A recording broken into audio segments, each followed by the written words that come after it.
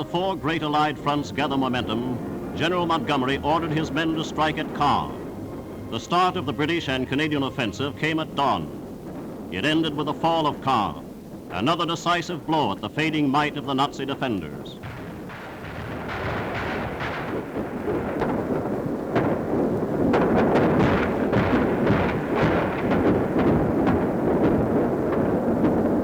Nerves were taut as the Allies probed for an opening. These Tommies were not long discovering it, and the capture of another enemy strongpoint was soon complete. The British, Canadian, and American forces are fighting today on a 150-kilometer front in France. Against the British sector, the Nazi High Command vainly massed its armor, but it was not enough. It was no match for the endless stream of Allied men and machines that now pour onto European soil. The Nazis defended Caen with furious determination.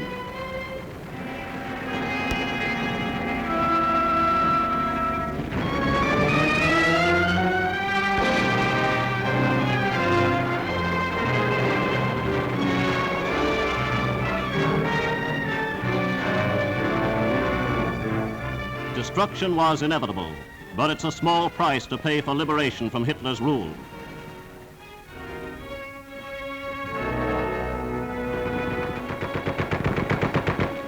The Allies took great care to spare the famous church of Saint-Étienne. It was known that thousands of townspeople had taken refuge here. Many of the liberated French directed our troops to Nazi hiding places. A few snipers stayed behind, but these were soon rounded up. Signposts in the center of the town indicate that Paris still is more than 200 kilometers away. But distance becomes relative as the Allied sweep to victory accelerates. The hand of war fell heavily on Caen, but out of this damage a new life of freedom and dignity already is rising.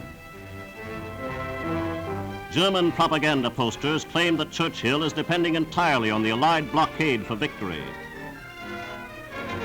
Outside this theater fly the flags of the liberated and the liberator. Members of the French forces of the interior, underground for so long a time, glory in the results of their heroic resistance. And after 4 subjugated years, the people of France raise their voices in the immortal Marseillaise.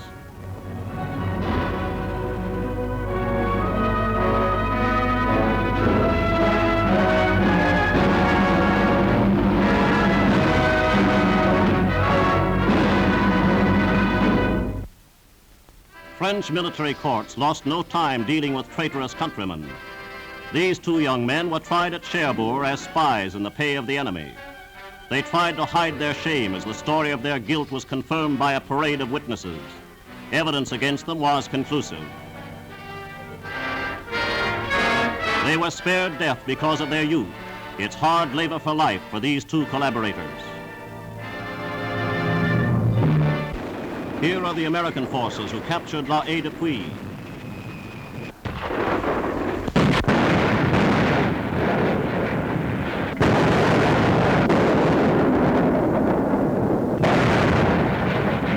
WWII is actually a little market town, but militarily important as a rail and road junction. It was a great loss to the Germans, and they fought savagely to keep the Americans out.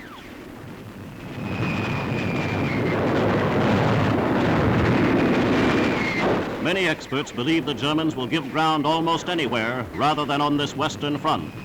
But from the Allied point of view, there is only one front, the front on which the forces of freedom are fighting the forces of tyranny.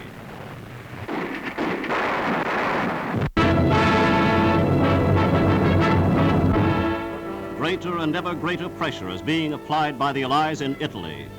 Here, too, the enemy has no escape from his growing dilemma. If he continues his retreat northward, both southern France and Yugoslavia invite Allied landing operations. If he attempts to hold Italy, he must call upon more and more reserves needed desperately in Russia and Normandy.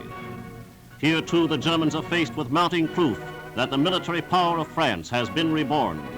In a brilliant operation, the French captured the town of Siena, only 50 kilometers from Florence, and they took the city without damage to the 800-year-old cathedral or to other historic buildings.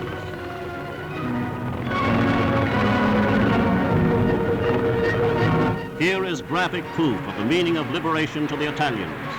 These same cheers will echo and re-echo as the grip of Nazism is broken throughout Europe.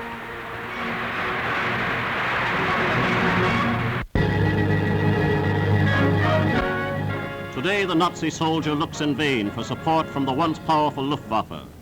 Allied planes such as these operate at will over the Nazi battle lines and shipping lanes. These bullfighters of the Coastal Command surprised an enemy convoy off the Frisian Islands. 2 merchant vessels were torpedoed and 3 set on fire. 5 others, naval vessels, were damaged.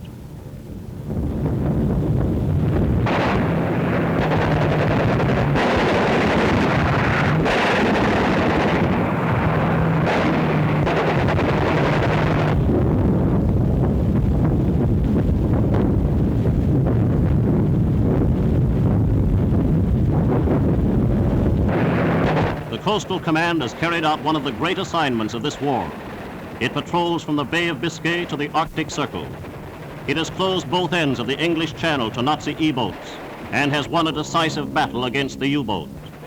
German air power began this war, but it's a crippled bird now.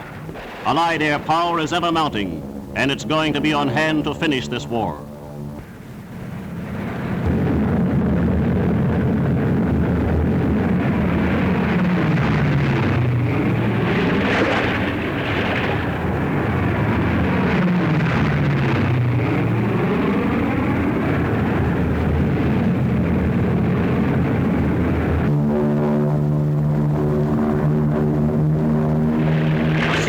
Fighter was lost to enemy flak.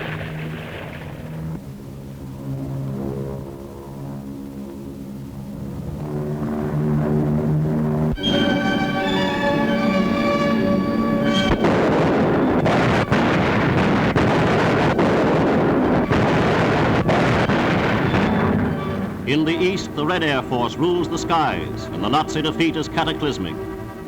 Captured German pictures show the vain Nazi efforts to resist.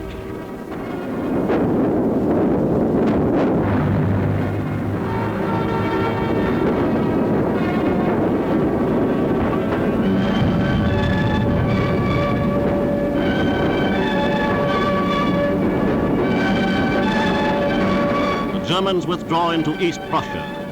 At this moment, the Red Army is posed to thunder over the German border. The Russians have come back to great cities lost 3 years ago. Kovel, Tarnopol, Minsk, and Vilna. One after another, they return to Russian hands. These remarkable Russian pictures are the latest received from the Eastern Front. They show the triumphant Red Army on the flood tide of victory after victory.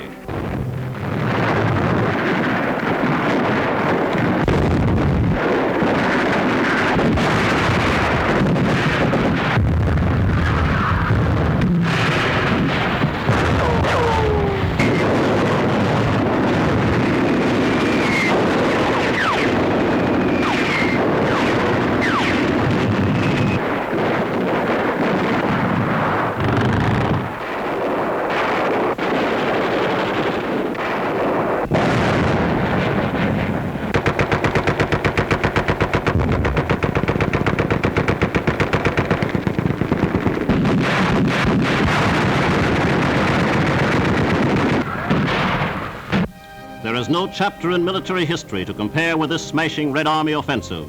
The size of the armies, the deadly enmity, the numbers of Nazi slain and the numbers captured. In many respects, the Russian campaign dwarfs all that has gone before. And to Russia goes the honor of first fighting and destroying the German armies on German soil.